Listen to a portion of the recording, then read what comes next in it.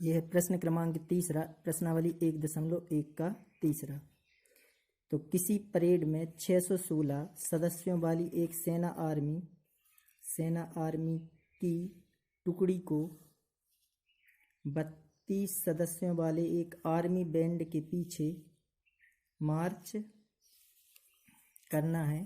दोनों समूहों को समान संख्या वाले स्तंभों में मार्च करना है। उन स्तंभों की अधिकतम संख्या क्या है जिसमें भी मार्च कर सकते हैं।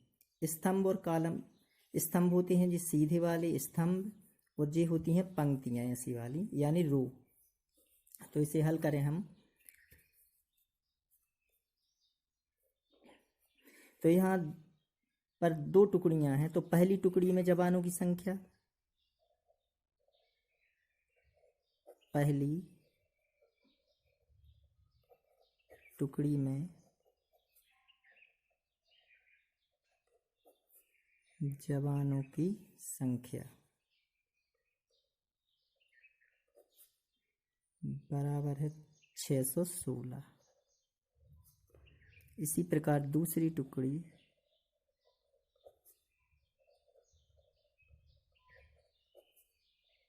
में जवानों की संख्या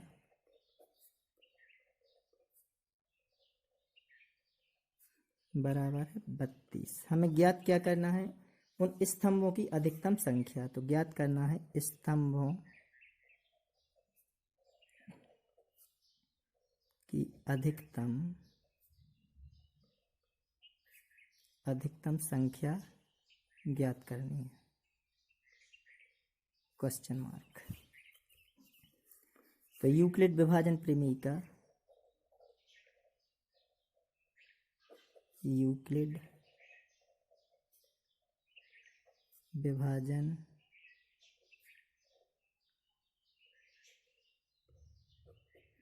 प्रमेय का यह भाज्य बराबर भाजक गुणित भागफल धन शेषफल, जहाँ 0 छोटा या बराबर है r से और r छोटा है b से। यह है भाज्य, ये भाजक, ये भागफल और ये शेषफल। और 0 छोटा या बराबर होता है r और r छोटा है b से। तो यहाँ इन दोनों में भाज्य कौन होगा, दोनों में भाज्य बड़ी संख्या कौन सी है, 616। तो यहाँ प्रथम पहला चरण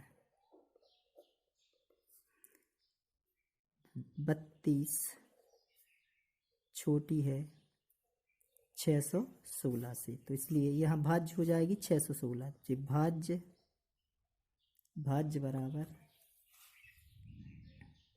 भाजक है कितनी, 32, भाजक गुणित भागफल। अब भागफल ये हम रफ कर लें तो 616 में भाग देना है 32 को। तो 32 एकम 32 का भाग दें अपन, 32 दूनी 64 ज़्यादा हो जाएंगे। तो 32 एकम 32, 1 के मानी 11 में से 2 गए, बचे 9, यहाँ बचेंगे 2, तारी आए 6, 96, 3 नाम 27, 9 बार दें भाग, 9 बार भाग देवें अगर तो 9 दूनी 18, 9 दूनी 18, बचेगा 1, 9 3 27 और 1 28। घटाएंगे तो 6 के मानी 16 में से 8 गए 8, यहाँ 0 शेषफल। तो ये हो जाएगा, ये तो रफ है।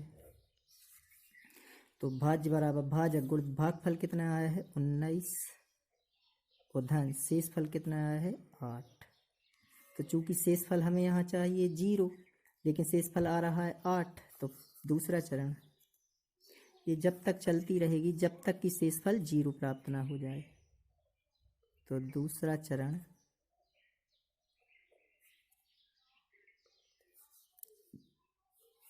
शेषफल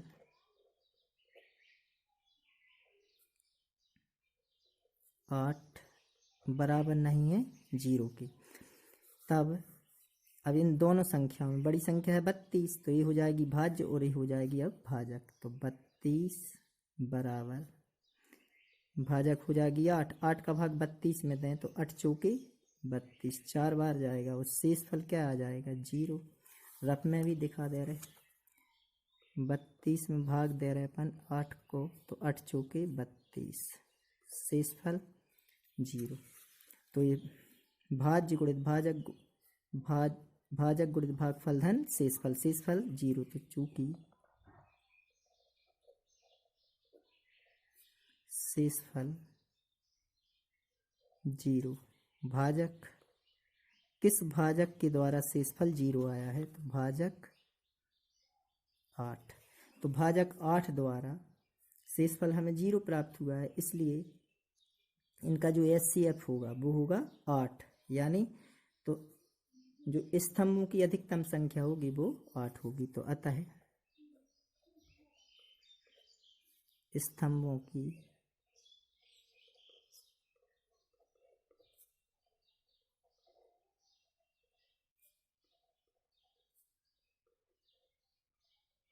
अधिकतम संख्या 8 है, यही हमारा आंसर होगा।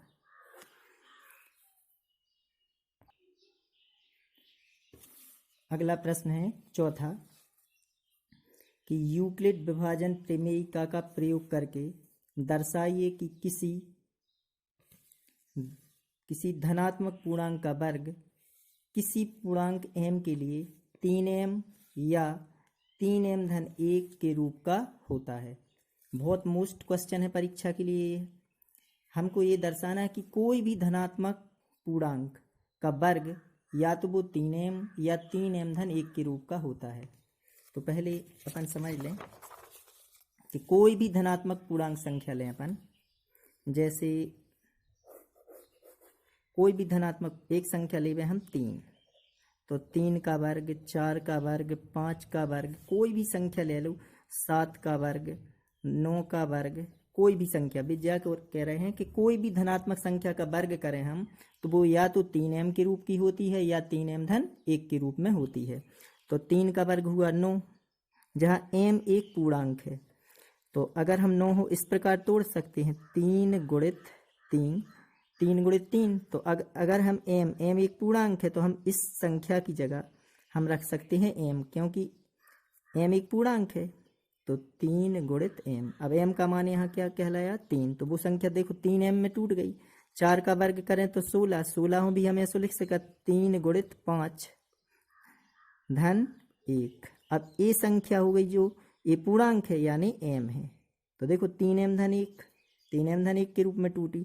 5 का वर्ग है 25, तो 25 में ऐसे लिख सकते 3 गुणित 8, 3 8 24 धन 1। अब 8 क्या है यहाँ एक पूर्णांक है यानी m है, तो 3m धन 1। 7 का वर्ग 49, 49 तोड़े अपन तो 3 गुणित 16, 16 3 48 धन का बचो 1, ये m हो गया m, क्योंकि एक पूर्णांक है। 9 का वर्ग 81, 81 तोड़े तो 3 गुणित 27, 27 दिया 81। अब 27 की जगह क्या रख सकते हैं हम m, तो देखो 3m। यानी कोई भी धनात्मक पूर्णांक का वर्ग करें तो वो संख्या किस रूप में बदल जाती है, या तो 3m या 3m धन 1 के रूप में, जहाँ m क्या है एक पूर्णांक है। अब तो हमको ये सिद्ध करना है कि कोई भी धनात्मक पूर्णांक का वर्ग करें अगर तो वो संख्या बदलती है या तो 3m में या 3m धन 1 के रूप में, 3m धन 1 के रूप में बदल जाती है। या तो वो 3m में बदलती है या 3m धन 1, किसी भी संख्या का वर्ग करके देख लें तो 3 गुणित m का मान आएगा धन 1 या 3m के रूप में वो संख्या आ जाएगी। बहुत मोस्ट क्वेश्चन है परीक्षा के लिए।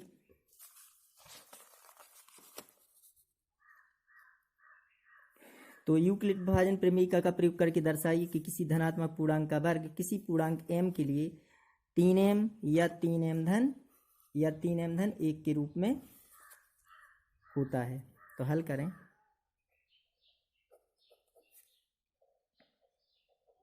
माना ए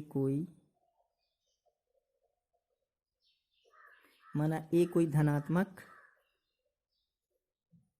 पूर्णांक है, यहाँ बी का मान ले रहे अपन 3 तथा बी बराबर 3, क्योंकि 3m धन 1 में 4 है तो ये हो जाएगी भाजक। तो बी बराबर 3, तो यूक्लिड विभाजन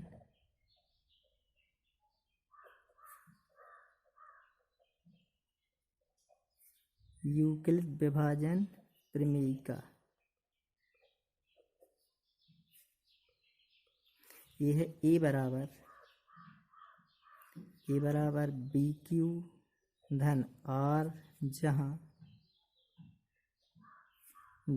0 छोटा या बराबर है आर और आर छोटा है बी से। तो अब बी का मान कितना है, यहाँ बी का मान है 3, तो बी इसमें अपन बी की जगह पे क्या रख दें, 3 रख दें। तो ए बराबर 3 क्यू धन आर, जिस समीकरण 1 बन गो,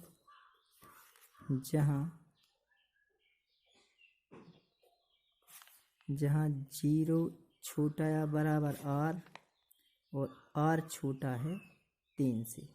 जब आर का मान 3 से छोटा है और 0 बराबर भी हो सकता है आर के, तो इसलिए आर के मान क्या होंगे, तो इसलिए आर बराबर, आर का मान 3 से छोटा है लेकिन 0 भी शामिल है, तो 0 1 2 आर के मान हो गए।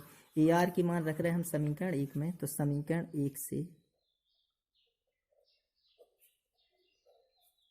समीकरण 1 में आर बराबर 0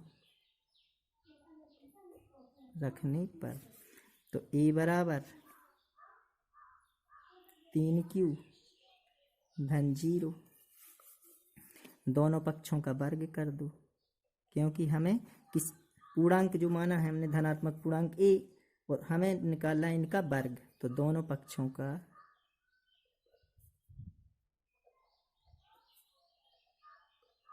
वर्ग करने पर, दोनों पक्षों का वर्ग करेंगे तो ए का वर्ग, और 3 क्यू धन 0 का तो कोई मतलब नहीं है, 3 का वर्ग हो जाएगा 9 और क्यू का वर्ग।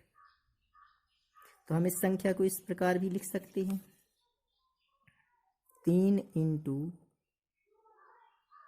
3 क्यू का वर्ग, 3 इंटू 3 क्यू का वर्ग, तो 3 त्रिका 9 क्यू वर्ग। अब हम 3 और 3 क्यू वर्ग की जगह रख सकते हैं हम m, तो यहाँ लिख दें, जो बना दो अपन दूसरा, यहाँ लिखना पड़ेगा कि m बराबर 3 क्यू वर्ग, क्योंकि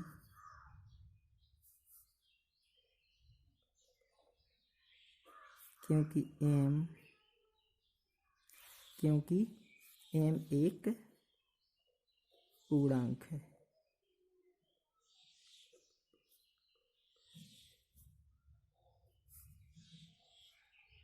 ये होगा पहला।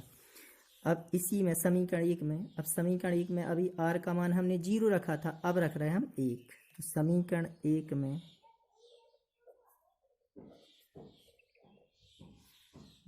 r बराबर 1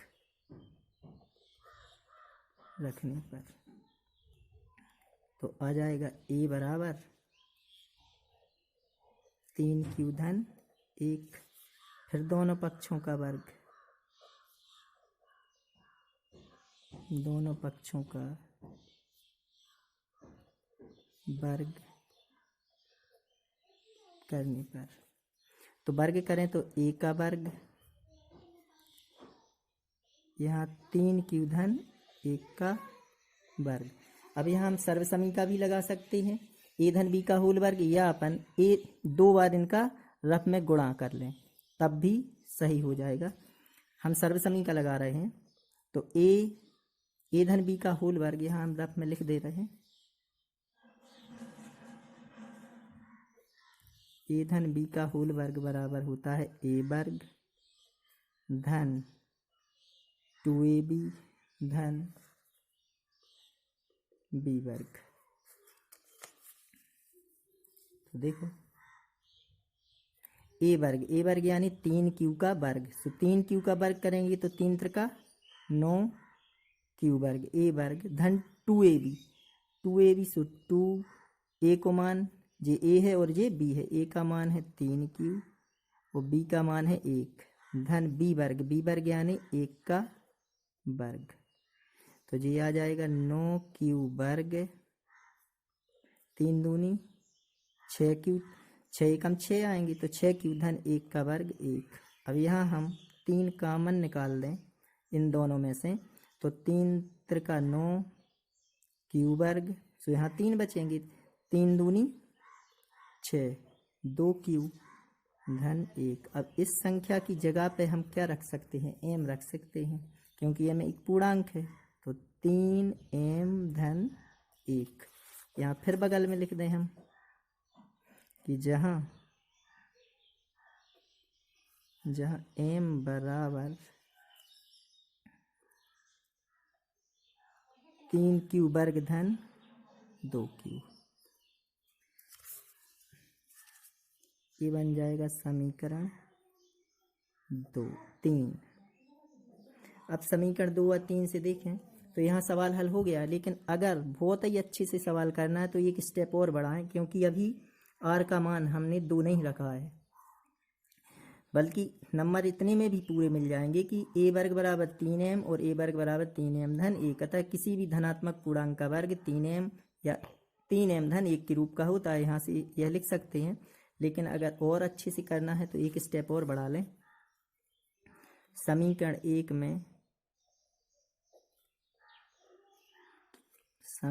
1 में r बराबर 2 रखने पर, और ज़्यादा अगर कठिन लगे तो सिर्फ यहाँ से लिख देना कि समीकरण 2 और 3 से a वर्ग बराबर 3m 3m धन 1। अतः किसी भी धनात्मक पूर्णांक का वर्ग 3m या 3m धन 1 के रूप का होता है और सिद्ध। इसने में भी पूरे नंबर मिल जाएंगे, लेकिन हम एक स्टेप और बता रहे हैं आप लोगों को। तो r बराबर 2 रखें तो a बराबर 3q धन 2। दोनों पक्षों का फिर वर्ग करें, दोनों पक्षों का वर्ग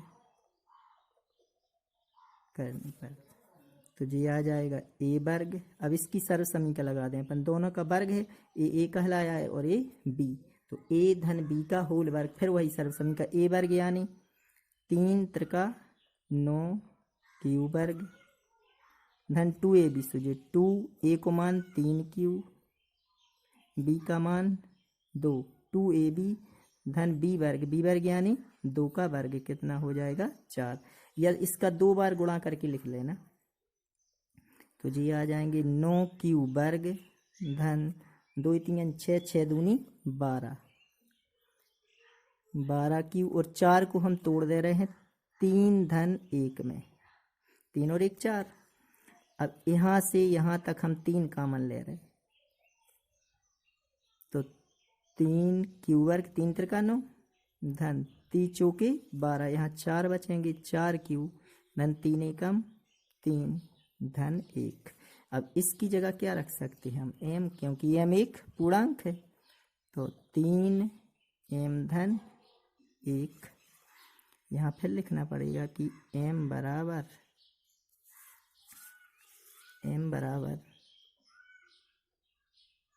3q वर्ग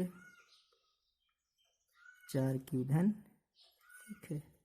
ये बन जाएगा समीकरण नंबर 4 a वर्ग। अब यहाँ लिखना समीकरण 2, 3, 4 से a वर्ग बराबर कौन कौन सी संख्या प्राप्त हुई है हमें। a वर्ग बराबर एक आई है 3m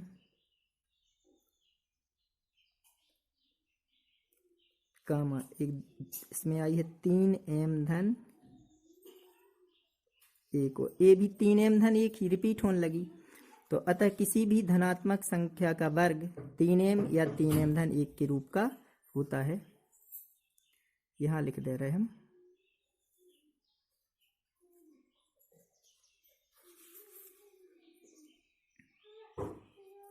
ये आ गया है ए वर्ग बराबर 3m और 3m धन 1। अतः किसी भी धनात्मक संख्या का वर्ग 3m या 3m धन 1 के रूप का होता है। अतः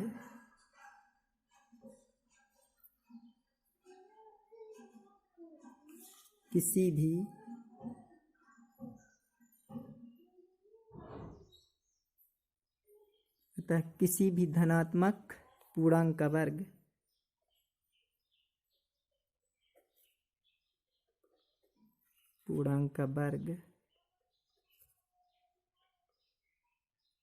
3m धन 1 के रूप का होता है, जहाँ m एक पूर्णांक है। ये सिद्ध हो गया।